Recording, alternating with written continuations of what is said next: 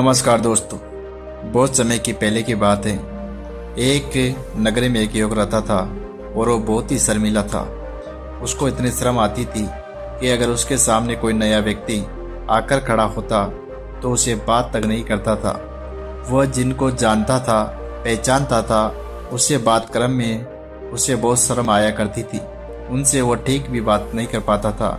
इस समस्या के कारण वह खुद बहुत परेशान रहता था, क्योंकि वह अपने जीवन में कुछ नहीं कर पा रहा था। धीरे धीरे समय बीतता गया और समय बीतने के साथ साथ उस युवक की शर्माने की आदत भी धीरे धीरे बढ़ती गई, जिसके कारण वह तेज निराश रहने लगा, परेशान रहने लगा और दिन भर चिंता में डूबा रहता था। उसे यह समझ नहीं आ रहा था कि अब इस समस्या का किस तरह छुटकारा पाया जाए। उसके घर वाले भी अब उसकी इस समस्या को लेकर बहुत टेंशन में रहने लगे थे। वे सोचते थे कि अगर ऐसा ही चलता रहेगा तो ये अपने जीवन में कैसे आगे बढ़ेगा। ये अपने जीवन में कुछ भी नहीं कर पाएगा, सबसे पीछे रह जाएगा। वह कहीं भी काम के लिए जाता तो लोग उसे सीधेपन का फायदा उठाते और उसे परेशान करते। वह उनसे कुछ नहीं कहता, इसके कारण उसे कोई कुछ भी कह देता और वहां से चला जाता। इन सभी कारणों की वजह से उसका मन कहीं पर भी किसी काम में नहीं लगता। वह हर काम को कुछ दिनों में ही छोड़ दिया करता और वापस घर पे आ जाता। उसके मन में बहुत कुछ चल रहा था। उसके मन में विचारों के तूफान उठ रहे थे। वह सबसे पहले कुछ कहना चाहता था, लेकिन अपनी आदत के कारण किसी से कुछ नहीं कह पाता था। वह अंदर अंदर इतना घुटता जा रहा था कि सारे विचार, सारी बातें उसके मन में ही दबी पड़ी थी, लेकिन वह किसी भी से भी अपने मन की बात नहीं बताता था। वह जब एक छोटा बच्चा था तब लोग उसे बहुत पसंद करते थे और इस आदत की भी सराहना करते थे। लेकिन ये आदत उसके लिए जब वो युवा हो गया तो उसे जो है अत्यधिक जीवन में परेशानी आने लग गई। वह अपनी गलती के कारण बहुत परेशान रहता था और इसी आदत से छुटकारा पाने के लिए वह चाहता था कि वो लोगों से अपने मन की बात खुल करके करे। जो कुछ करना है और जो कुछ वो करना चाहता है वह खुल कर सके। लेकिन कोई भी दूसरा उसके सामने आकर खड़ा होता तो उसकी जुबान जैसे लॉक लग गया हो, ताला लग गया हो, वो खुल ही नहीं पाती थी। वो अपने माता पिता के सामने भी ठीक से बात नहीं कर पाता था। वो केवल उसके कुछ गिने चुने मित्र थे जो उनके बेस्ट फ्रेंड थे, उनसे ही बात करता था, जिनसे वो अपने मन की बात कर पाता था। जब वो किसी बात का जवाब देता तो लोग उसका हंसी उड़ाते, मजाक बनाते और कहते कि वाह यार, आज तो तेरे जुबान आ गई है। ये समस्या दिन ब दिन बढ़ती जा रही थी और इस समस्या के कारण उसके पिता भी अत्यधिक टेंशन में रह गए। वह चाहते थे कि उनका बेटा भी दूसरों के सामने अपने मन की बात रख सके। लेकिन एक दिन जब उसे बेटे को दूसरों के सामने शर्मिंदा होता हुआ देखा तो उन्हें बहुत क्रोध आया और अपने बेटे को खरी खोटी सुनाने लगे। उसे इतना डांट दिया कि वह युवा लड़का इतना क्रोधित हो गया और वहां से बिना कुछ कहे चला गया। दोस्तों, शाम हो चुकी थी। अब तक उनका बेटा घर नहीं लौटा था। माता और पिता दोनों ही बड़े टेंशन में थे कि अपने बेटों को वापस घर पर देखना चाहते थे। लेकिन युवा लड़का भागते भागते पहाड़ की चोटी पर जा पहुंचा था और वहां नीचे की ओर झांक रहा था और भगवान से कह रहा था कि हे भगवान, आपने मुझे ऐसा क्यों बनाया? जो लोग मेरा मजाक उड़ाते हैं, मैं इस दुनिया में कुछ नहीं कर सकता क्या? मेरे लिए इस दुनिया ही सब कुछ रहे क्या? इस जीवन को मैं जीकर ही क्या करूँगा?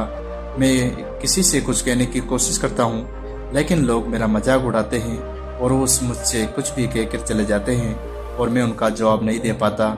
ऐसा जीवन जी के क्या करूँगा? इससे तो मर जाना ही बेहतर है।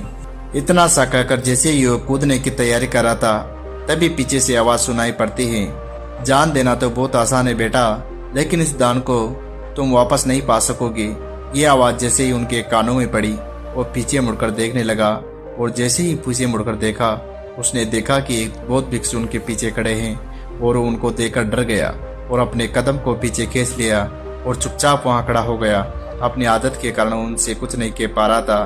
तभी उससे बौद्ध भिक्षु कहते हैं कि बेटा, क्या बात है? आखिर तुम ये क्या कर रहे हो? तुम अपने इस जीवन को क्यों समाप्त करना चाहते हो? ये बहुत कम लोगों को नसीब होता है। ये जीवन व्यर्थ लगता है। पर वो ये कुछ नहीं कहता। नहीं महात्मा, मैं तो बस ऐसे ही खड़ा था। ये देख करके बौद्ध भिक्षु कहते हैं, बेटा, मैं जानता हूँ तुम यहाँ क्या करने आए थे।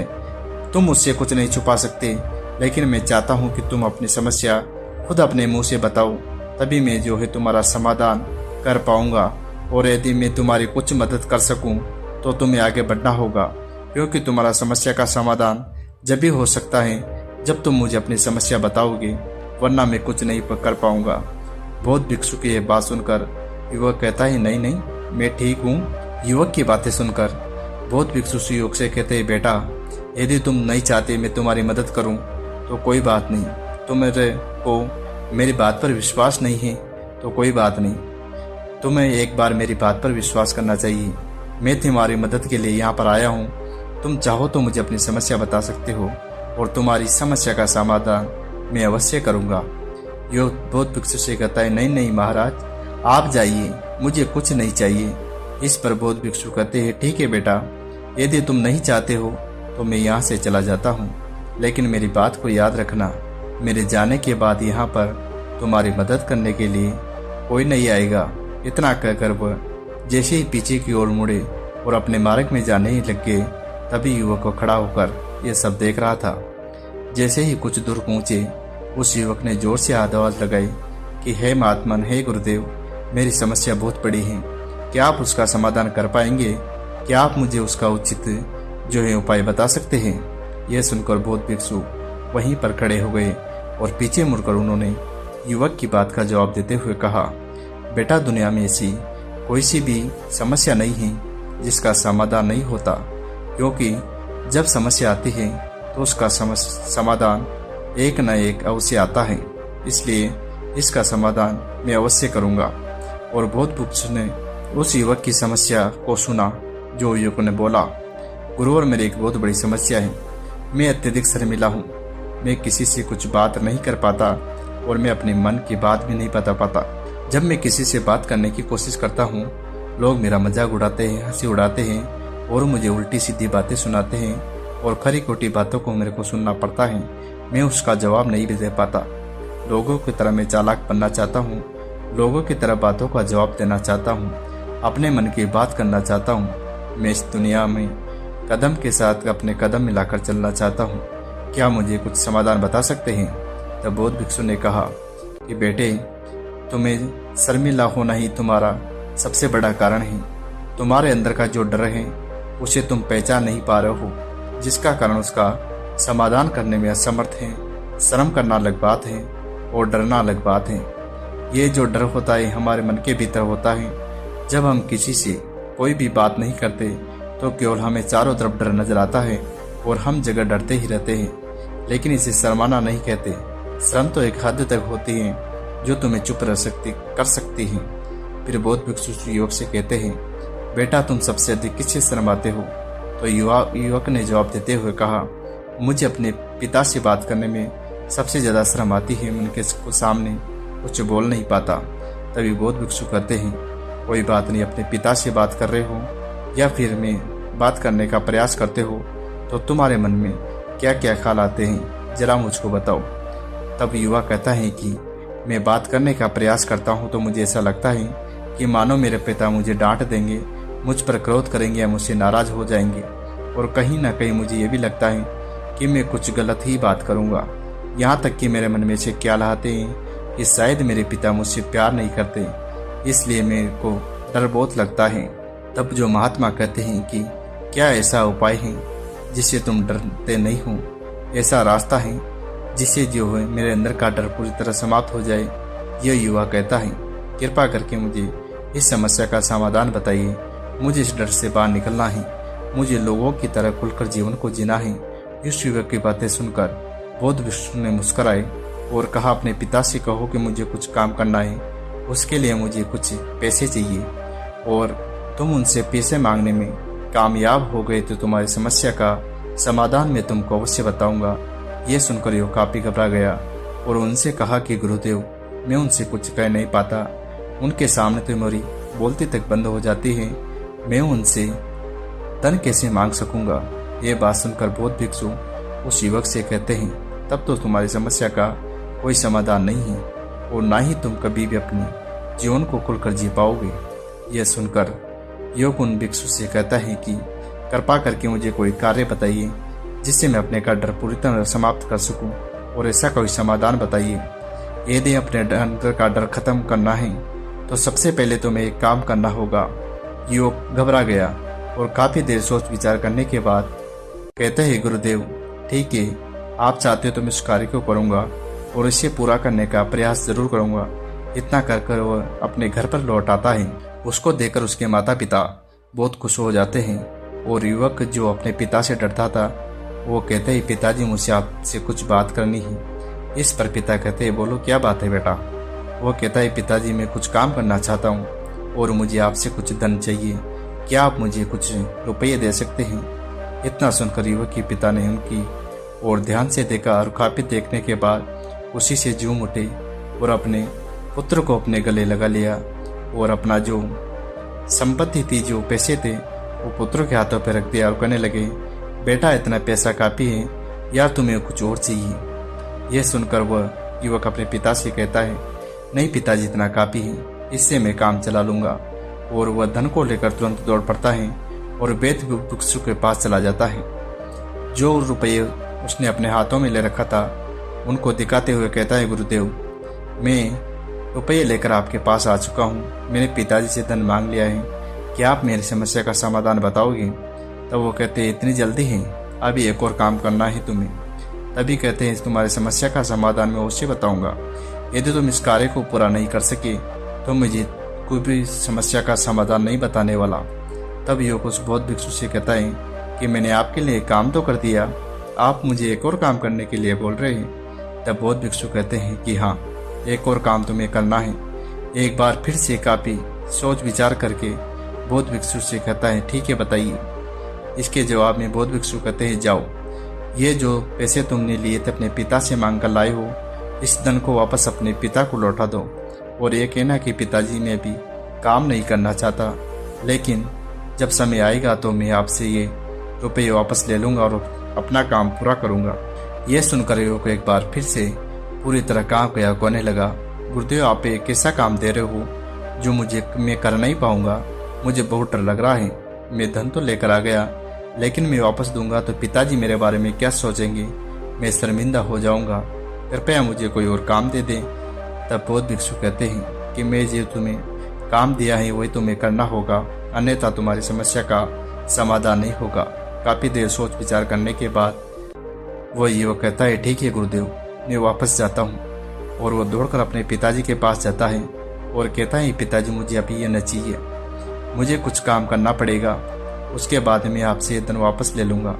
और इस युवक की तरफ घूर के उसके पिता देख रहे थे और फिर मुस्कुराते हुए कहने लगे, बेटा मैं समझता हूँ किसी भी काम को शुरू करने से पहले हमें उसके बारे में अच्छे से जानकारी इकट्ठी करनी चाहिए, तभी उस काम को जो है शुरू करना चाहिए।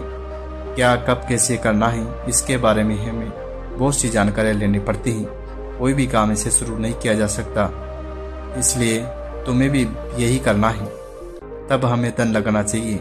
मुझे बहुत खुशी है कि तुमने ये निर्णय लिया, अब मैं समझ में आ गया कि तुम जो कार्य कर रहे हो वो तुम्हारे लिए उचित है या नहीं। तुम्हें यह धन वापस लौटा दूंगा। युवक अपने पिता से सारी बातें सुनकर मन ही मन बहुत प्रसन्न था। उसे उम्मीद न थी कि पिताजी इस तरह सोचेंगे और वो मन ही मन सोच रहा था। तभी उसके पिताजी करीब आए और अपने बेटे को गले से लगाकर बोले कि मैं आज बहुत अच्छा महसूस कर रहा हूँ, तुम्हारे आत्मविश्वास और तुम्हारे हौसले को बढ़ता हुआ देख रहा हूँ। यह सुनकर युवक वापस बौद्ध भिक्षु के पास चला जाता है और कहता है कि गुरुदेव जैसा आपने कहा मैंने वैसा ही किया है, मैंने पिताजी को धन वापस कर दिया, अब मुझे समस्या का समाधान बताइए। तब वो इस युवक की तरफ देखकर मुस्कुराते हैं और कहते हैं कि बेटा इतने जल्दी क्या है, अभी तो मेरे लिए एक और काम करना पड़ेगा। वो युवक कहता है कि मैं बार बार आप मुझसे काम क्यों करवा रहे हो, क्या आपके पास मेरी समस्या का कोई समाधान नहीं है, आप मुझे बेवकूफ़ तो नहीं बना रहे हो, जिस तरह लोग मुझे पागल बनाते हैं वैसा ही आप मेरे साथ कर रहे हो। कभी कहते हो पैसे मांग कर लाओ और कभी कहते हो अपने पिताजी को वापस पैसे लौटा कर आओ, और फिर अब पता नहीं नया कौन सा काम दे रहे हो, मुझे आपकी बात कुछ समझने में नहीं आ रही है। तो बौद्ध भिक्षु कहते हैं कि बेटा ये आखिरी काम है, बहुत ही अच्छा काम है और मैं तुम्हें वचन देता हूँ कि तुम इस कार्य को उससे पूरा करोगे और उससे तुम्हारी समस्या का समाधान हो जाएगा। वह युवक एक बार फिर सोचकर कहता है ठीक है, आखिर काम में बताओ, मैं कर देता हूँ। तभी वो एक मूर्ति निकाल कर उस युवक के हाथों में दे देते हैं। वो बहुत ही साधारण थी। तो वह बौद्ध भिक्षु युवक से कहते हैं बेटा, इसे बाजार में ले जाकर तुम्हें बेचना है और सोने के सिक्के लेकर आना है। जब तुम ये करने में सफल हो जाओ तब मैं तुम्हारी समस्या का समाधान बता पाऊंगा। उस मूर्ति को हाथ में लेकर वो बड़े गौर से देखता है और कहता है तो बहुत साधारण सी मूर्ति लग रही है, मानो किसी मिट्टी की बनाई हो। 100 सोने के सिक्के इसके मुझे कौन देगा? कहीं आपका दिमाग तो खराब नहीं है? इस मिट्टी के जो है 100 सोने के सिक्के कोई मुझे क्यों देगा? तभी बौद्ध भिक्षु कहते हैं कि मैंने जो काम तुम्हें सौंपा है वो तुम्हें पूरा करना है, अन्यथा तुम चाहो तो वापस घर को जा सकते हो और अपने पुराने जीवन में जहाँ लोग तुम्हारा मजाक बनाते हैं वहीं पर वापस जाकर अपने जीवन को बिता सकते हो। इसमें मैं तुम्हारी कोई मदद नहीं करूँगा। तुम अपने इस डर को धीरे धीरे भगा पाओगे और इस काम को करने के बाद में तुम्हें समझ में आ जाएगा कि ये क्या चल रहा है। तुम्हारी समस्या का समाधान इसी के अंदर है। जिस कारण वो मूर्ति को उठाकर बाजार की ओर चल पड़ता है और बाजार पहुंचकर एक जगह चुपचाप मूर्ति को लेकर खड़ा हो जाता है और इंतजार करने लगता है कि कोई आएगा तो उसी मूर्ति के बारे में पूछेगा। मूर्ति के लिए 100 सोने के सिक्के की मांग करेगा। देखते ही देखते काफी समय बीत जाता है लेकिन उनके पास कोई आदमी नहीं आता है। वह चिल्ला चिल्ला कर अपने सामानों को बेच रहे थे, जोर जोर से आवाज लगा रहे थे। उन्होंने सोचा कि इस मूर्ति को बेचना है तो मुझे भी जोर से आवाज लगानी होगी। युवक ने चिल्लाना शुरू कर दिया लेकिन वह इतनी जोर से नहीं बोल पा रहा था क्योंकि उसकी आवाज इतनी धीरे थी कि खुद को ही सुनाई नहीं पड़ रही थी, तो दूसरे लोग उसकी आवाज को कैसे सुनते। कोई भी व्यक्ति उसको खरीदने के लिए नहीं आया। धीरे धीरे शाम का समय हो चुका था। उस व्यक्ति को डर था कि कहीं बौद्ध भिक्षु वहां से चले न जाए, इसलिए वह समस्या का समाधान कैसे होगा और जोर जोर से आवाज लगाने शुरू कर दी। 100 सोने के सिक्के में मूर्ति ले जाओ। मूर्ति बहुत अच्छी है, मूर्ति में ऐसा क्या है? लोग बाग उनसे सवाल करने लगे तो उन्होंने कहा कि इसके अंदर कुछ खास होगा। काफी देर सोच विचार करने के बाद युवक कहता है कि नहीं मुझे नहीं पता, मैं तो बस मूर्ति बेचने ही आया हूँ। तभी उनमें से एक युवक कहता है अगर ऐसी बात है तो इस मूर्ति को कोई खरीदने वाला आखिर तुमसे कैसे खरीदेगा? और तुम सोने के सिक्के की मांग कर रहे हो, ये तो तुम्हें बताना ही पड़ेगा। धीरे धीरे कई लोग उनके पास आकर इकट्ठा होने लगे और कहने लगे कि क्या है इस मूर्ति में खासियत जो तुम सोने के सिक्कों की मांग कर रहे हो। और युवक ने बातचीत के दौरान उन्हें समझाने के कई प्रयत्न किए लेकिन कोई उस मूर्ति के सोने के सिक्के खरीदने के लिए तैयार नहीं हुए। वो निराश हो गया, उसे समझ नहीं आ रहा था कि तभी बाजार में देखा कि कुछ लोग अपने सामानों की खासियत बता रहे हैं और बेचने के लिए खास बातों के बारे में लोगों को समझा रहे हैं। ये देखकर सोचा कि मुझे भी इस मूर्ति की कुछ खासियत लोगों को बतानी पड़ेगी और फिर से जोर जोर से आवाज लगाने शुरू कर दी। समस्या का समाधान निकालने वाली मेरे गुरु की इकलौती मूर्ति है जो दुनिया में केवल एक है। जिसके पास ये मूर्ति होगी उसके घर में कोई समस्या नहीं होगी और उस मूर्ति से उस समस्या का समाधान अवश्य बताएगी। यह सुनकर लोग उनके पास पहुंचने लगे और कहने लगे क्या सच में मूर्ति जिसके पास होगी उसकी कोई समस्या नहीं होगी? और यह मूर्ति क्या सच में सभी समस्याओं का समाधान करती है? तो उसका जवाब देते हुए वो कहता है हाँ, यह सभी समस्याओं का समाधान कर देती है। यदि आप इस मूर्ति को ले जाते हैं तो आपके घर में कोई भी समस्या होगी तो उसका समाधान आपको अवश्य बताएगी। चाहे कैसी भी समस्या हो, कैसी भी परिस्थिति हो, इसका समाधान आपको अवश्य मिलेगा। और आपको ये मूर्ति चाहिए तो उस मूर्ति को जो है 200 सोने के सिक्के दे दें के लिए तैयार हो गए। कोई 400 रुपये सोने के सिक्के देने के लिए तैयार हो गए। इस तरह उस मूर्ति की कीमत लगातार बढ़ती जा रही थी। जैसे जैसे लोगों को पता चला वो मूर्ति की लोगों की समस्या का समाधान करती है, लोग उसे किसी भी कीमत को खरीदने को तैयार हो गए। अब युवक आत्मविश्वास के साथ जोर जोर से चिल्ला रहा था और उस मूर्ति की खासियत सबको बता रहा था कि मन में कोई डर नहीं था और लोग उसकी मूर्ति के बारे में पूछते आत्मविश्वास के साथ बिना घबराए मूर्ति की खासियत बताने लगा हुआ था, जिसके कारण लोग उस पर भरोसा कर रहे थे। और भरोसा ऐसा था कि लोगों को जो है विश्वास हो गया। धीरे धीरे अंधेरा होने लग गया। कई लोग, भीड़ कम होने का नाम नहीं ले रही थी। लोग उस मूर्ति को खरीदना चाहते थे और युवक ने जोर से आवाज लगाई कि मुझे क्षमा कीजिए, ये मेरे गुरुदेव की मूर्ति है और मैं इसे बेचना नहीं चाहता। इतना कर युवक उस मूर्ति को लेकर वापस खाली हाथ लौट आया। और गुरुजी के पास जाकर बोला कि धन्य है गुरुदेव, आपने मुझे इस समस्या का समाधान कर दिया। मुझे समझ में आ गया कि मेरी क्या समस्या थी। मैं इसे बेच के सोने के सिक्के तो आपके लिए नहीं ले पाया, लेकिन मेरी समस्या का समाधान अवश्य मिल गया। आपका बहुत बहुत धन्यवाद है। ये सुनकर बौद्ध भिक्षु युवक से कहते हैं कि बेटा, मैंने तुम्हारी समस्या का समाधान नहीं किया, तुमने तो खुद ही अपनी समस्या का समाधान किया है। अपनी समस्या तुमने खुद ही सुलझा ली है। तुम्हारे मन में हजारों सवाल थे, तो मैं ये करूँगा, लोग क्या सोचेंगे, मैं अपना मुंह खोलूँगा तो लोग मेरे पे हंसेंगे। ये सोच करके तुम्हारे मन में बहुत सारे गलत ख्याल आ रहे थे, लेकिन तुमने हिम्मत नहीं हारी और मूर्ति बेचने के दौरान उन हजारों लोगों का सामना किया, उनके सामने खुलकर अपनी बात की। जो तुम्हें कहना था, तुम्हारे मन का डर अपने आप खत्म हो गया। जिसे तुम शर्माना कहते थे, वे अपने आप ही तुम्हारे भीतर से गायब हो गया।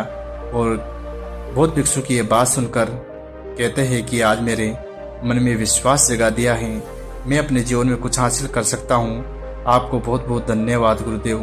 धीरे धीरे जो है श्रम आपको आएगी और ना ही डर लगेगा। अपने भीतर का डर हमेशा के लिए समाप्त हो जाएगा।